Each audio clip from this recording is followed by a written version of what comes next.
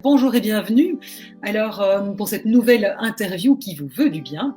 Alors, pour ceux et celles qui ne me connaissent pas, je suis Valérie Claes, médiatrice, coach et coach de couple. Et notamment, j'accompagne des femmes qui vivent une période de remise en question et qui veulent justement transformer ce moment de questionnement en une opportunité de se réaliser pleinement.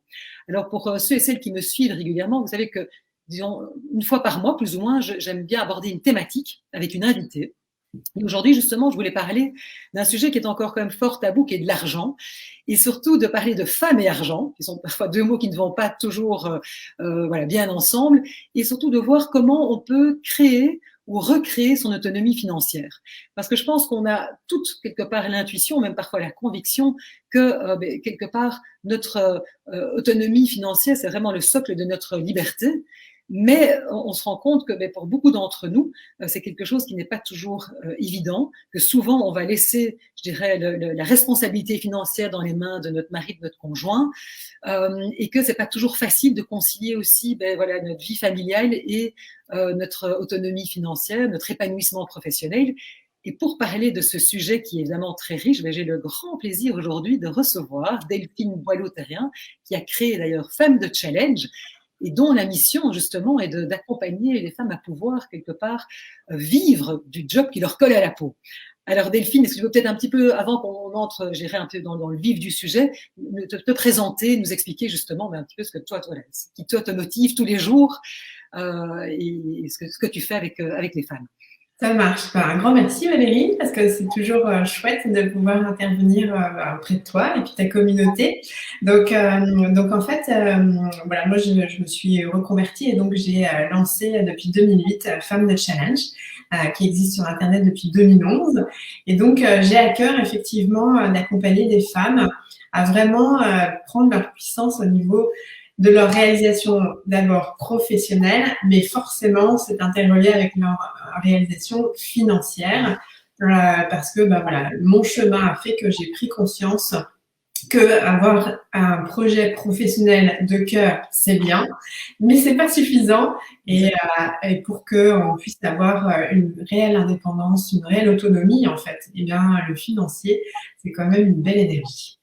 Tout à fait. C'est vrai que moi, je me rends compte justement que dans les femmes que j'accompagne, qui sont, il y en a beaucoup aussi, comme je dis, qui vivent des périodes de remise en question, notamment une séparation, un divorce, et que c'est souvent là qu'elles se rendent compte que là, elles sont pas autonomes financièrement. Quelque part, elles avaient vraiment laissé ça, je dirais, la responsabilité à leur conjoint. Alors parfois, certes, elles ont une activité, mais qui n'est pas une activité qui est assez rentable et qui leur permette justement de pouvoir, je dirais, tenir seules sur leurs deux jambes. Donc ça, c'est déjà une première difficulté. Justement, toi, dans les femmes, parce que bon, je sais que toi, tu accompagnes des femmes qui sont des femmes qui vont créer, parce que moi, ce dont je me rends compte souvent, c'est cette difficulté aussi de pouvoir gérer vie de famille et son épanouissement professionnel.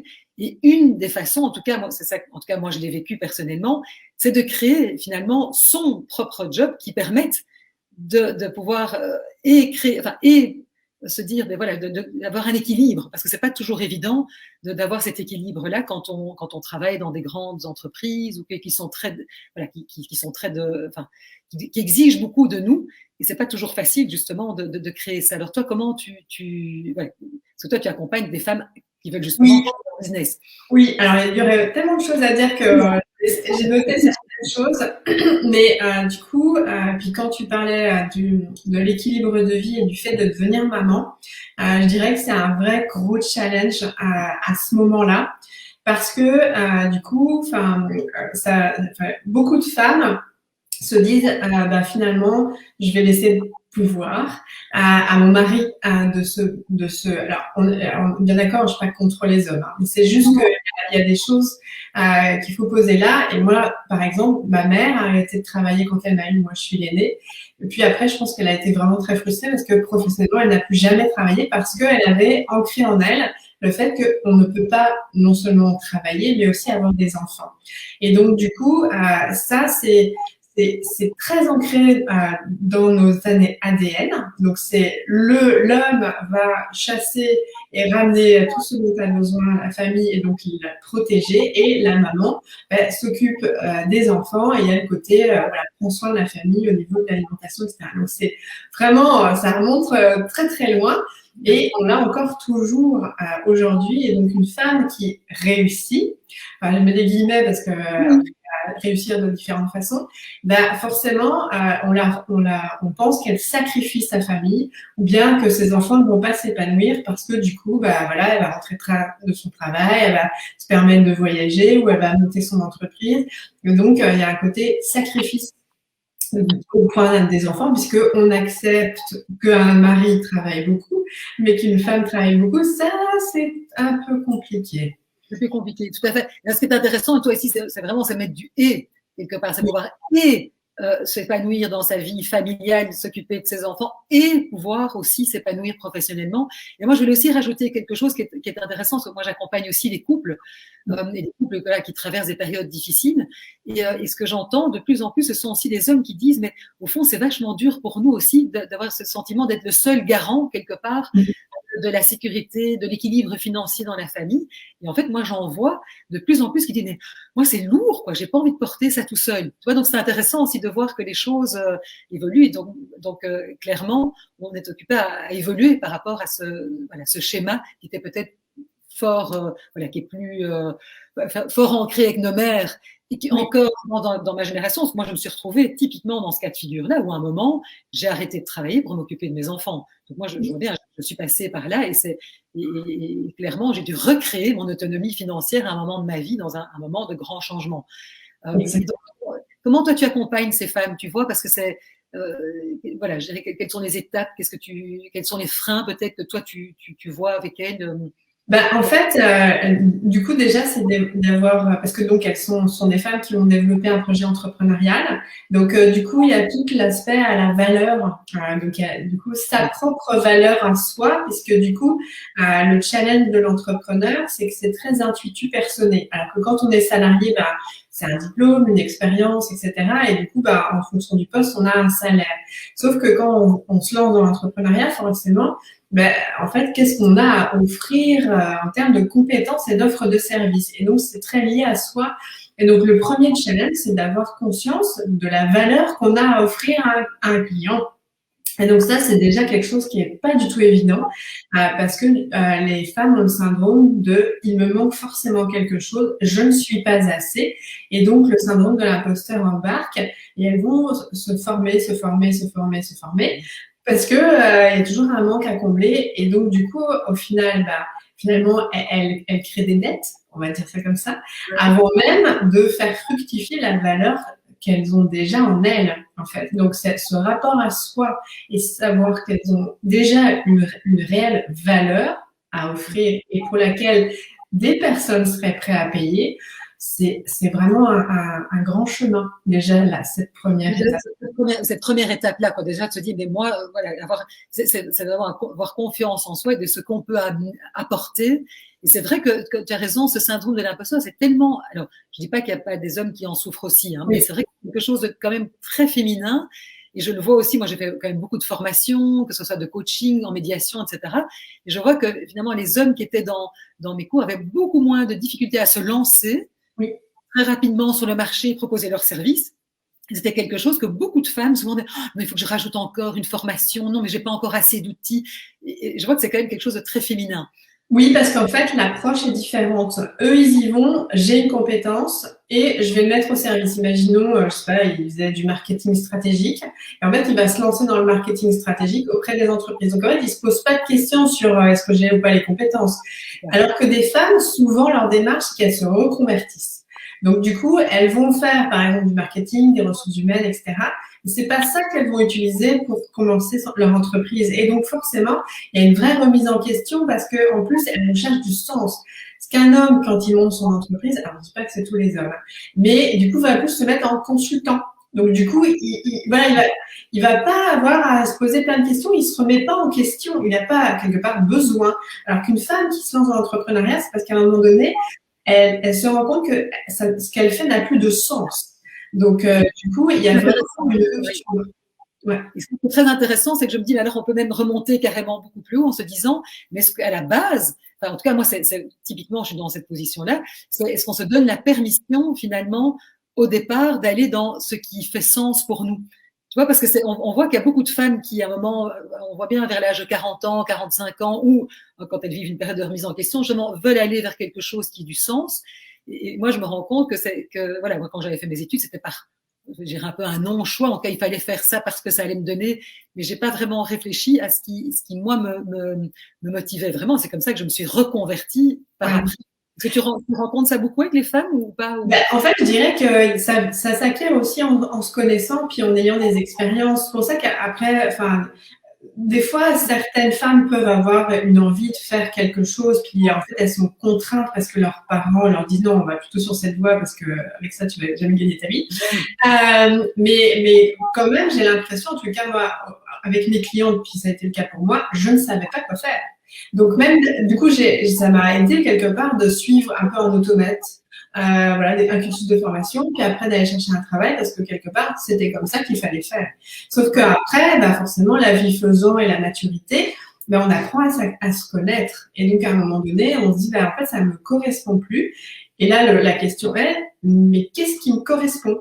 Et là, on se retrouve devant un abysse et là, on a peur parce qu'on peut se dire, je ne sais pas. Moi, personnellement, on m'a tellement répété que je n'avais pas de passion que je me suis dit, mais il y a peut-être donc rien pour lequel je suis faite.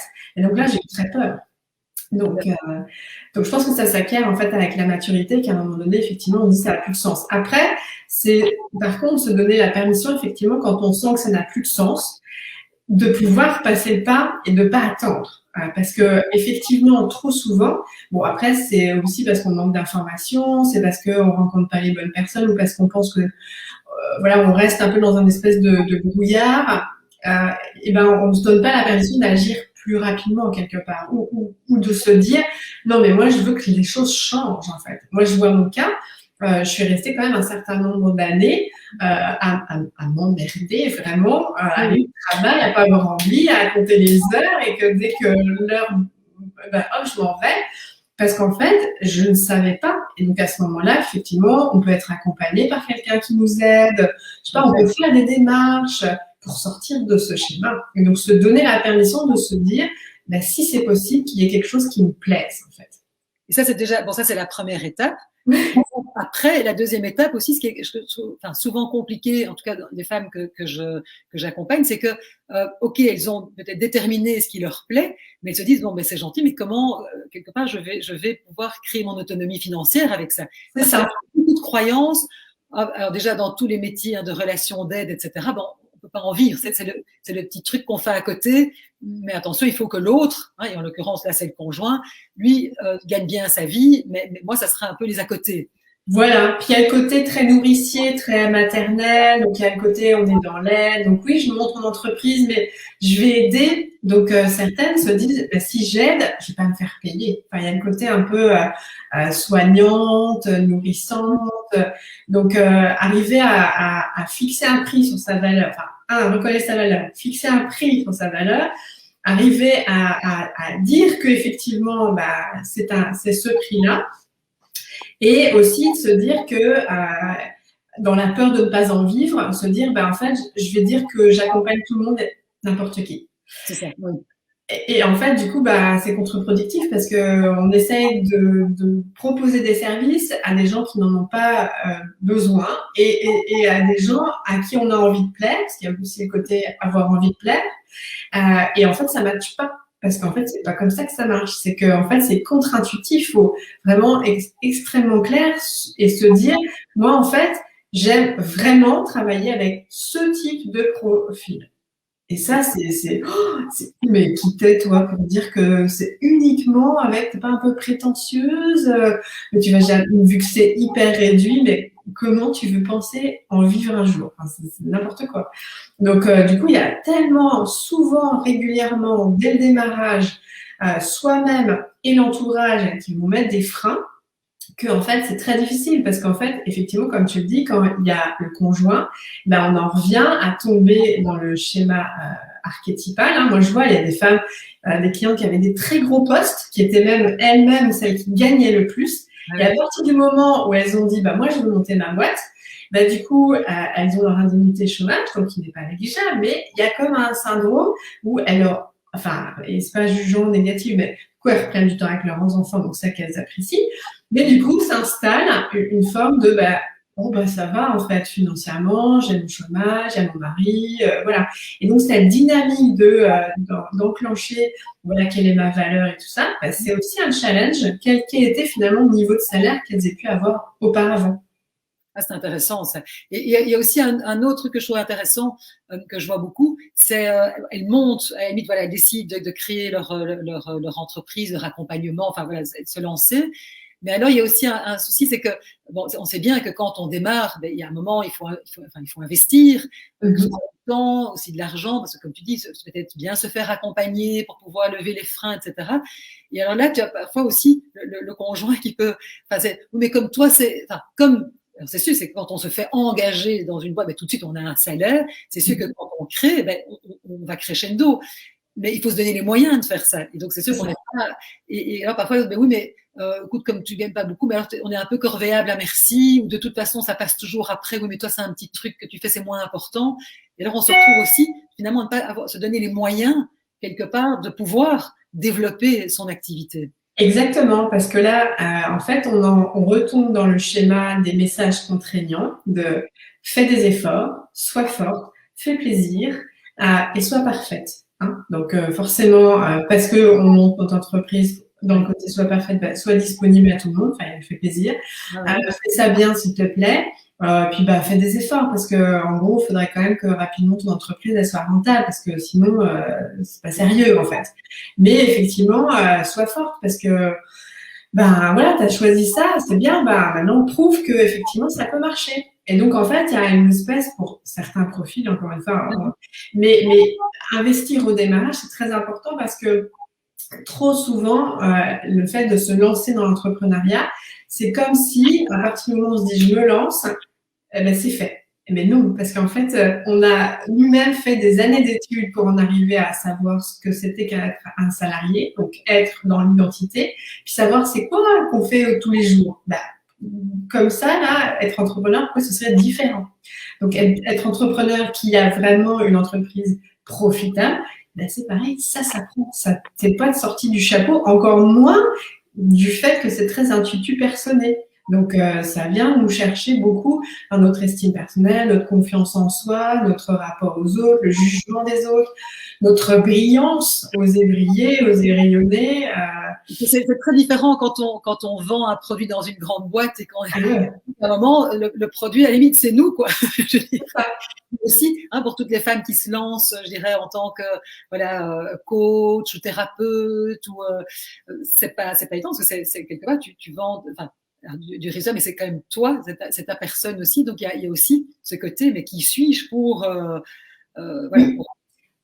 et c'est pour ça que la relation à l'argent, c'est finalement un travail tout le long parce que en fait, c'est lié à la valeur que nous nous accordons et à la valeur de ce que nous donnons à disposition dans nos compétences puis notre savoir-être, mais aussi la conscience des résultats qu'on permet d'obtenir à nos clients.